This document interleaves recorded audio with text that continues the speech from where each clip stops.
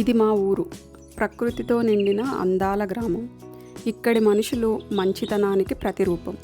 పచ్చని పొలాలు, స్వచ్ఛమైన గాలి, పక్షులు కిలకిలా రావాలు. గ్రామం మధ్యలో పవిత్రమైన ఆలయం. ఆ గుడిగంటల నాదం మనసుకు ప్రశాంతతను ఇస్తుంది. ప్రేమతో, ఆత్మీయతతో జీవించే సాదాసీదా మనుషులు, అదే మా గ్రామ జీవితం. మనం ఈ కథలో గుడి పూజారి గారి గురించి తెలుసుకుందాము. మా ఊరి గుడి పూజారి గారు మహాభక్తుడు. ఆయనకి భగవంతుడు తప్ప వేరే ధ్యాస ఉండేది కాదు. ఆయనకు జరిగిన ఒక సంఘటన గురించి మనం ఈ కథలో తెలుసుకుందాము. నమస్కారం పూజారి గారు, మీరు ఎలా ఉన్నారు? నేను బాగున్నాను. మీరందరూ ఎలా ఉన్నారు నాయన? పిల్లల పేరు మీద పూజ చేయండి. అలాగే నాయన, చేస్తాను.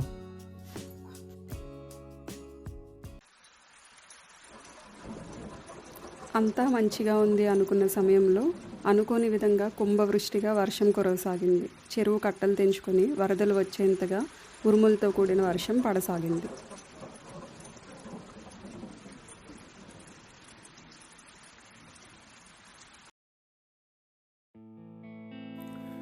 ఇదే విధంగా వర్షం పడితే చెరువు నుండి వరదలు వచ్చే అవకాశం ఉంది. మనం కొన్ని రోజులు పక్క ఊర్లో ఉన్న మన బంధువుల ఇంటికి వెళ్ళి మళ్ళీ వర్షం తగ్గాక వస్తే మంచిదే అని అనిపిస్తోంది.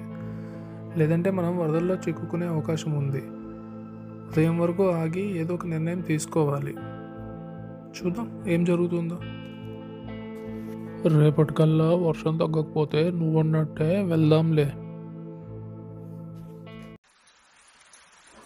ఇంతలో గ్రామ ప్రజలు భయపడినంత జరిగింది. పక్క ఊరిని వరద ముంచెత్తింది. వరద నీటి వల్ల ప్రజలు చాలా ఇబ్బందులు పడ్డారు.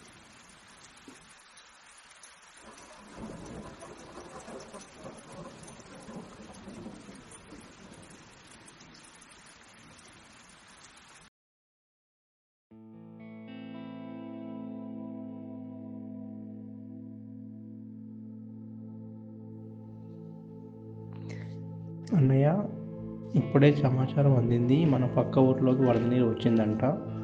మనకు ఎక్కువ సమయం లేదు, మనం త్వరగా బయలుదేరాలి. అయ్యో, అలా జరిగిందా? పదండి, మనం త్వరగా వెళ్ళిపోదాం. మనకు పెద్దగా సమయం లేదు.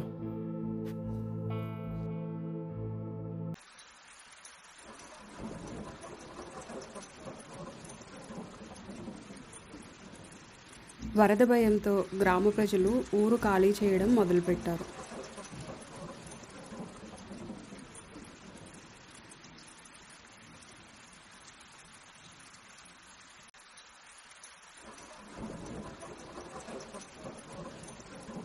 పూజారి గారు, మీరు ఏంటి ఇంకా గుడిలో ఉన్నారు?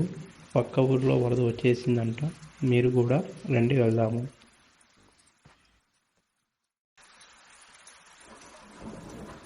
నా సంగతి భగవంతుడు చూసుకుంటాడు. మీరందరూ జాగ్రత్తగా వెళ్ళండి నాయన. మరేం పర్వాలేదు, మీరు వెళ్ళండి.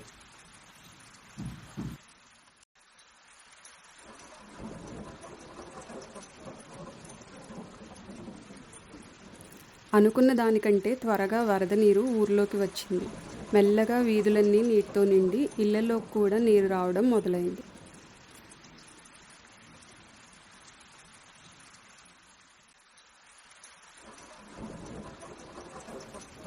కాసేపటికి పూజారి గారు ఉన్న గుడి దగ్గరకు వరద నీరు వచ్చింది.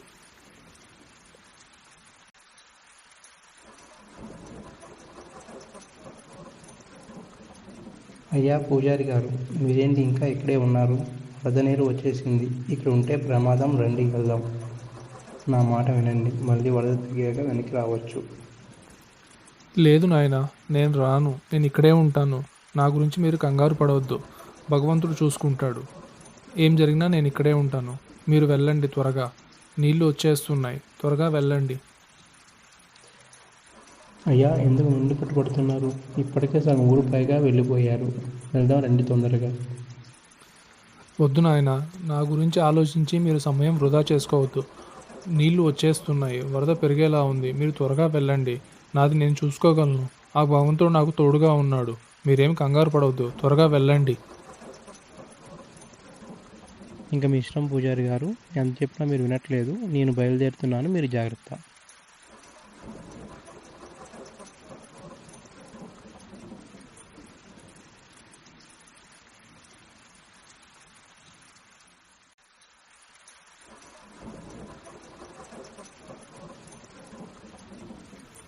అనుకున్న దానికంటే వరద నీరు చాలా వేగంగా వచ్చింది. క్షణాల్లో వీధులు నిండిపోయాయి. ఇల్లు సగానికి పైగా మునిగిపోయాయి.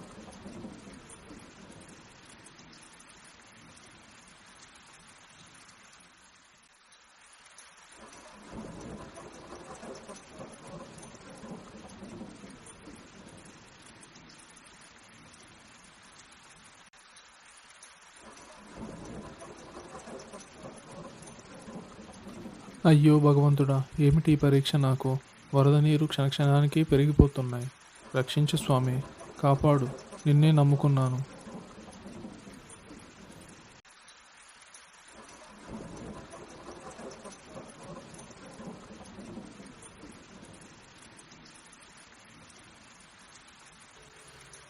ఓ పూజారి గారు, రండి స్వామి పోదాము. ఊరంతా ఖాళీ అయిపోయింది. మీరు ఒక్కళ్ళు ఇక్కడ ఏం చేస్తారు? రండి వెళ్దాం, త్వరగా రండి. లేదు నాయనా, నువ్వు వెళ్ళు. నువ్వెందుకు ఇంకా ఇక్కడే ఉన్నావు? నా కోసము ఆగకు, వెళ్ళిపో. సరే పూజారి గారు, మీరు వస్తే మాట వినట్లేదు కదా అసలు. సరే వెళ్తాను మరి, జాగ్రత్త, ఉంటాను.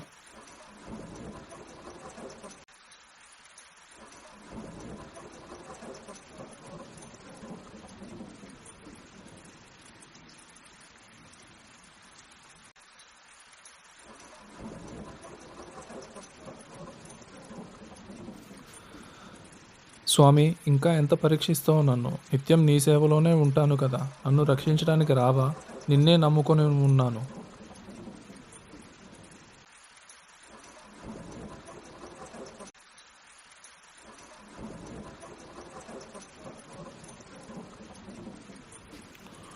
భక్త, నేను నిన్ను పరీక్షించలేదయ్యా. నువ్వే నన్ను గుర్తించలేదు. నేను నిన్ను రక్షించడానికి ముగ్గురు పంపాను, కానీ నువ్వు వాళ్ళతో వెళ్ళలేదు. ఇక తప్పక నేనే వచ్చాను. అయినా భగవంతుడు ప్రతిసారి తానే ప్రత్యక్షమై చెప్తేనే వింటాను అంటే ఎలా? ప్రతిసారి భగవంతుడు ప్రత్యక్షమై సాయం చెయ్యడు. భగవంతుడు తనని నమ్ముకున్న వాళ్ళకు ఏదో ఒక రూపంలో సాయం చేస్తాడు. అయ్యో స్వామి, నా అజ్ఞానానికి నన్ను క్షమించండి, నన్ను కాపాడండి.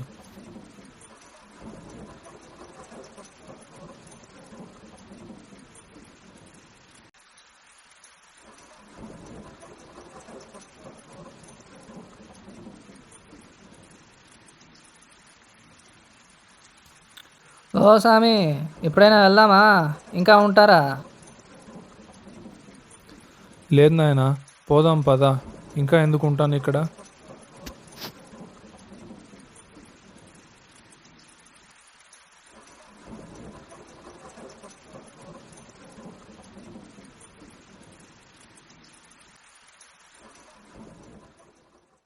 మనకు కష్టం వచ్చినప్పుడు భగవంతుడు స్వయంగా ప్రత్యక్షం అవ్వరు.